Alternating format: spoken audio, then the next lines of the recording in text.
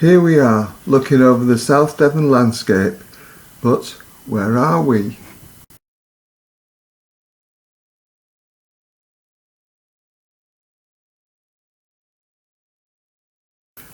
We are, of course, at the officers' manufacturing facility of PECO for the day. Port Perrin and N Bodger were invited by PECO to visit their site to ask questions and take photographs and video around their site. Hello, my name's Ben Arnold. I'm the Managing Director at PECO. Hello, I'm Steve Haynes. I'm Sales Manager for PECO, responsible for trade and export orders around the world. Brilliant. Okay, I've got a series of questions here, and they're in no particular order, but we hope we've got questions that are relevant to the people who are going to be watching this. So I'll start off with looking at your wagons, and we're talking about Engage in particular here. And I have to say I really like your wagons because it makes it easy to make a train of vans or whatever. But they're often viewed as being at the end of the budget end of the market. Mm-hmm. If you compare to other companies where they're charging a lot more, maybe for more detail, but is that a fair comment that you're aiming more at the budget end of the market, and is there a particular reason for that? Shall I answer? Well, I mean, to be fair, the Engage wagons have been on the market for a very long time, and when they were introduced, they were probably the bee's knees. They were probably perfectly suitable for the hobby at the time, but obviously manufacturing techniques have moved on and people have become more expectant of detail. So yes, in some cases people might see them as being a little simple in design, but actually it's just their age. But the good news is, of course, that we're addressing that at the moment. Okay, and can I just add, in what way are you just addressing that? Well, we're recognising that the tooling for these models are particularly old and they do need updating. So we've taken the opportunity to address that by introducing some new tooling. So we're starting shortly with a 7-plank wagon, and that will be an opportunity to correct a few incorrections, or incorrections, that's not a word, is it? Errors in the design or faults in the design that we can put right, i.e. the correct wheelbase, for example, 9 foot rather than 10 foot, and at the same time we can introduce further detail such as end doors, and I think the biggest thing that will please Engage modelers will probably be the metal rimmed wheels. Right, excellent. So some improvements coming along there. And dare I ask, is that likely to incur an increased cost? I think it's likely that the cost will go up, but we're looking to keep that to a minimum. And we've worked very hard at trying to make the assembly very quick and easy to save time in that area. So it should hopefully not be too much. I think probably it's fair to say that modelers still find them extremely competitive compared to others on the market. Yeah, I would agree with that, absolutely, yeah. Okay, but the 2 steam locomotives you've produced, I think they're much loved, the Jubilee and the Collet Goods. Yeah. Are you going to is there any chance that something else is going to appear at some point? I would love to say yes, but the reality is probably no. I mean, the Jubilee was before my time, but the Collet I was very much involved with here, and it was a labour of love across the business. A lot of work went into it, and we were very proud of it, and in all sorts of ways. But I think the reality is that our labour costs make locomotive production here cost prohibitive. And what we're seeing coming out of the main manufacturers actually is amazing. We can't fault it. It's a great quality product, and coming out of China, I think for a reasonable price. I dare say, I think if we were to do it again, the price would be prohibitive. Yeah, potentially. Yeah. Would you say it's fair to say that when we did do the Collet, we did raise the bar for Engage locomotives at the time, and maybe the legacy of the Collet is the fact that there are such good standards now for Engage models. And maybe if it's not too arrogant, it's quite a nice thing for us to see it's happened. Yeah. And much sought after, I think. Yeah, I've got 3 of them. Yeah. And the Jubilee, of course, is highly sought after, and people are still have fondness for that model. Yeah. It's quite amazing, really. Okay, the scenic range of stuff, people stuff like platform edging as an example. Again, that's been around for a while. Are there plans to update that or to increase the range? Well, we've got a few plans in place for some new products for the sort of accessory market. So we've got in the planning stages some seating and some platform lamps sort of in the planning stages. We've announced those already, so they're just waiting their turn in the tool room. We haven't necessarily looked at the existing range. Maybe that's something we could be doing in the future, but to be fair, a lot of those accessories sell extremely well, and they are clearly very popular. They're essentials, really. They're the kind of things that people have to have, and if we can improve them and they need improving, or if the market says that we need to do things that aren't available, we can do that, then yeah, sure, we can look at it. Yeah. Yeah. We're also investigating different manufacturing techniques to try and make kits and accessories more viable, so like laser cut wood, 3D printing techniques and things. So we are investigating ways that we can mitigate the cost, because plastic injection moulding tooling is very expensive, and you need a certain number to make it cost effective to do. Right. Is it fair to say that production of track is the mainstay of your business? Oh yes, yeah, no, we are first and foremost track manufacturers, and we like to think the biggest track manufacturer in the world, I would think. Yeah, and there's quite often an argument, certainly on the forum, between Code 50, Engage Track, and Code 80. Code 55, sorry, not Code 50. Have you got a preference? And is Code 80 to sell whatever track people want? Is Code 80 aimed more at the beginner? I use Code 80 track, and I think you do, Mike, don't you? I do, yes. Yeah. Well, Code 80 was first. Yes. Code 55 came later. As Engage modders may be aware, Code 55 is a slight deception to the eye, because it's got the clearance on the inside as the same as Code 80, but the appearance of it looks much finer. Yes. And one of the benefits of that track system is that it's so robustness, and we know that it's very popular, particularly in markets like North America, where modular layouts are very much part of the Engage hobby. And Right. our track that's made, the layouts that are made with our Code 55 track withstand a lot of handling and moving around because it's insert molded. It's very strong. But I think it's fair to say that Code 80 is still the classic system, and that's the one that that modders buy.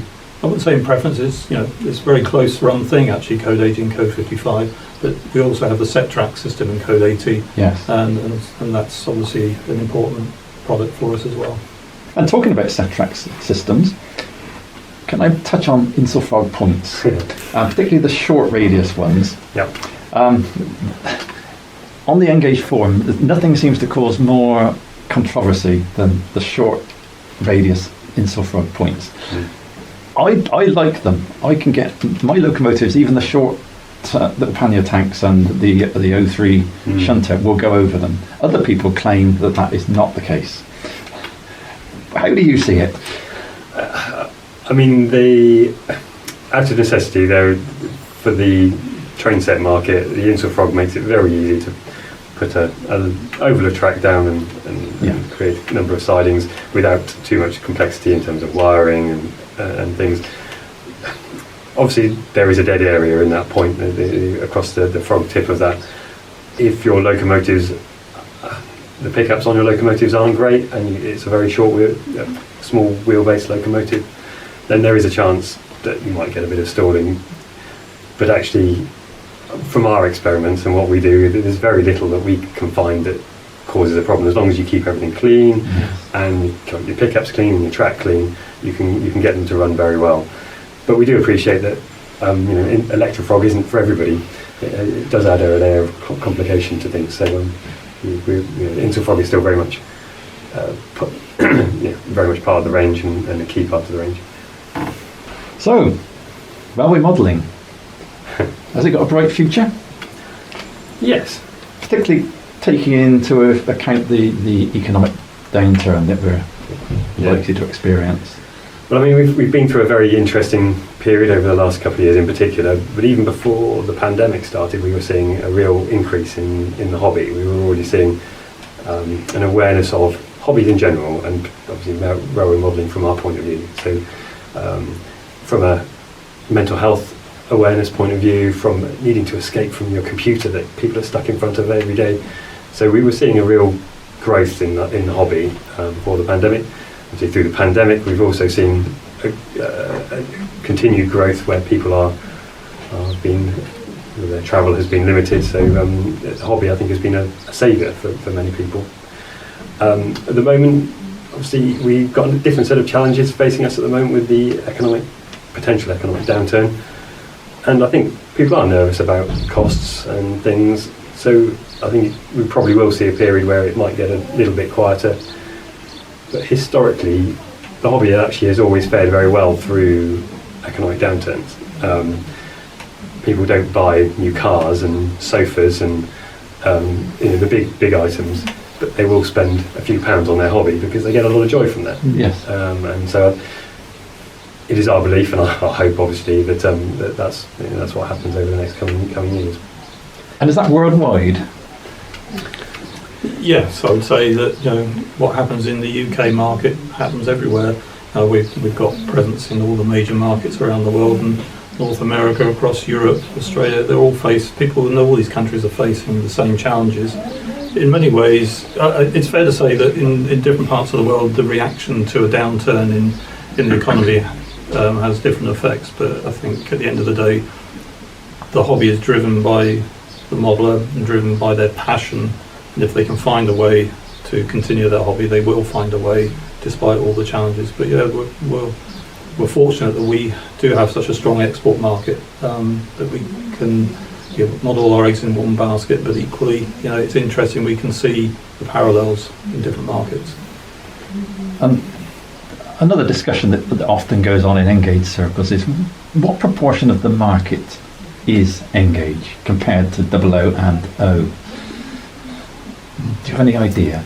Yeah, it's a little bit less than 00. Only a little bit. No more than Z. No. Yeah, it's from our perspective. Yeah, from our perspective. So yeah, the Engage market probably represents sort of, maybe a third of the 00, something of that nature, if you're talking volumes. And do you see that growing? It's an interesting question. It rather depends on. It's one thing to develop more business in the market by encouraging more people to get modelling. It's interesting. It'd be interesting to see what choices they make, because of course modellers who are new to the hobby have a choice of which scale to choose. I mean, most people do look at 00 as their starting point, certainly in the British market. Engage is popular. Obviously, it has attractions because of its size, and I think it's. Whether it will grow faster or less faster is a hard one to answer, but as long as there's plenty of activity in the market with innovations, new products and developments, then I'm sure it has a good chance to grow a bit more, definitely. Okay. You're a British-based company, and that's often seen as a plus, certainly amongst Engage Forum members. How do you see that, and what are your thoughts on overseas production? And is that an essential element of locomotive production? We're very proud of our being a British manufacturer, and I mean we've invested heavily in our facilities here in order to make sure we use the latest technology, both in terms of tool making and assembly of the product to manage the increased labour costs that we obviously have in the UK. But the benefits it gives us is that we have complete control. We know what we're making, when we're making it, and even when we're struggling to supply a little bit that we are currently, Steve is speaking daily with the factory. What are we making? When are we going to have it? We haven't got to wait for a shipment from China, and we're not waiting months. So that has some real benefits on that respect. Locomotive, I think, as we touched on earlier, locomotive manufacturing is a very different ball game, and I think it would be very difficult to achieve what the likes of Farish and Apple do from the Chinese factories in the UK at the moment, without some very serious investment. I think it's also fair to say as well that because we're manufacturing here in the UK, we can control a lot of the costs that would normally not be under our control, not least of all the cost of shipping goods around the world. We've seen from our export activities just how expensive it is to move things around the world now, and if we were relying on products coming in from the Far East, the costs would clearly have an impact on things. But it's such a nice pleasure to have that level of control, and we can, within reason, switch our focus on different areas of the business where it's needed at fairly short notice. If you have production in China, you don't have that level of control, so you can't respond to changes so quickly. It's an advantage. And certainly when it comes to selling overseas, being a British manufacturer can be an advantage in certain markets, less so in others. You have to kind of think about the market you're selling to and whether it's the right thing to project yourself as a British company or not. Certainly places like China, because we do actually sell to China, where the British brands are top quality brands are highly regarded. So we have a good following there. And Australia, where there's a large expat population, obviously PECO is a well-known brand in Australia. But where it's right to project ourselves as a British company, it certainly does do us a lot of good. Sometimes we don't necessarily promote ourselves so well. It's amazing how many people we talk to who don't realise that we make it in the UK. They go, "Oh, I assume you made it overseas." So it's always it's fun to be able to tell people no, it's mostly made here in beer. It seems that some things are in short supply. I've been back in 3 or 4 weeks ago. 3 or 4 months ago, I was trying to buy some of your point motors and couldn't find them anywhere. Is that something you are aware of? And I think it is. And what steps are you taking to rectify that? Well, yes. I mean, there's no doubt that demand for our products has been at record high for the last couple of years. Before we entered this sort of period of our lives, even before that, we were seeing an uplift in sales, and we're already aware of the increased demand, and we're making some steps to address that. But of course, the effect of various lockdowns, sent all our forecasting into the atmosphere, and really had put us under a lot of pressure, and at the same time managed people's health and welfare very carefully. But that's a long time ago now, and we've not sort of been sitting on our laurels in the meantime. We've been investing heavily in the business with new machinery, people, and a new facility with our second unit now open and working. And the benefits of all of this will start to come through, we hope anyway, over the coming year or so. And yes, it has been tough. We've got to be very grateful for the patience and understanding, not just from our end users, from the modelers, but also from the trade, who've actually probably borne quite a lot of the brunt of this, facing complaints from customers about the missing point or the missing motor or whatever it is. We're making more stuff than we've ever made before, and it's a very hard job to get everything you want out to your customers, and we've had to work really hard to make sure that there's a fair distribution of our products. But the good news is that things are showing signs of getting a bit easier, and although it's not going to improve dramatically overnight, things are improving, and hopefully the day will be soon upon us when we can look back at all this and think, well, that was a period of our lives we don't want to live through again, but we'll see how it goes. It is our aim to be back to the position where we have full stock of everything, so we're able to supply on demand. That's always been our target. Brilliant. Okay. So, we're filming this for a virtual show. Do you see that as the way forward, or do you think that the traditional model railway shows are here to stay? If you're asking me personally, I think you can't replace an actual exhibition. I think this is a social hobby. It's not just about the track and the trains and the scenery. It's a place for like-minded people to come together. People love to go and see layouts. They love to see the various retailers and traders at exhibitions. So I think we got my personal feeling is that model rail exhibitions will still be very important. I understand the advantages of a virtual exhibition. Obviously, people who can't travel can still be part of something, and there is a community there as well. I suppose, like everything in life, there'll be a mixture of the two, but it's challenging for model railway exhibition managers to run these shows, and no doubt there's more and more red tape and barriers that make it harder to do. But I think modelers, unless I'm very much mistaken, would still want to go to an actual model railway exhibition for a long time yet. Yeah, agreed. I think having a mix of all the different routes into the hobby is important. So virtual is great. So you create the online communities there, but talking about access to model shops, access to clubs, access to model railway shows, traditional model railway shows, it's all part of the fabric of the hobby. And I think it all plays its part really in terms of making sure that it's accessible across the board, to a broad range of people from a broad range of backgrounds across a huge number of countries. So it's I think as long as we have a spread, I think the hobby will be in a good place. Besides, I need an excuse to get out of the office from time to time, and a model railway exhibition is as good a one as any. Yeah. Well, you're very welcome in Hale next weekend. Right, I'll have to speak with household manager.